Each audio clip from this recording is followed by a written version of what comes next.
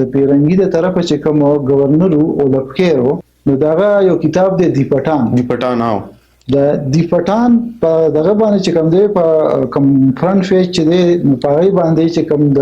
پښتون ډیپیکشن شوی دی دغه د سر نه ټوپک بار اوریدلې دی بالکل او پښتانه چې موږ ځان دغه کوي چرته خی راخي نغه مؤکد او د پیرو د دی پټان هغه تصویر دغه کوي کله د باب خیبر سره خی کله یو ځای بل دی آیا پښتانه په دې خبره باندې سر داغي نه خلاصيږي چې د جنگونو زما معاشي او معاشرتي تور کمزور کړم چې دا دینه پشا لاړ شي د پیرنګي په دې دغه باندې خو به څه خلک خو به سمرګری خو څه داسې خلک څه خان بادران یا داسې خانانو کې نوابانو کې داسې خلک چې هغه د پیرنګي دغه منسوبي په مخ کې بوتلي پښتانه چې کوم دین هغه د پښتنو زمکه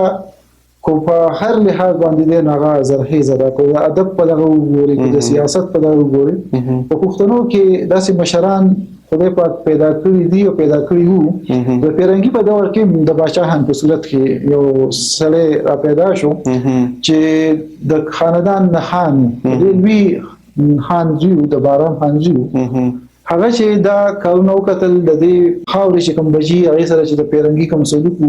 او یا په کوم ځای کې استعمالو هغه د دې خپل خلکو د پاره چې کوم دی هغه به کار شروع کو نه غیر تعلیم شروع بالکل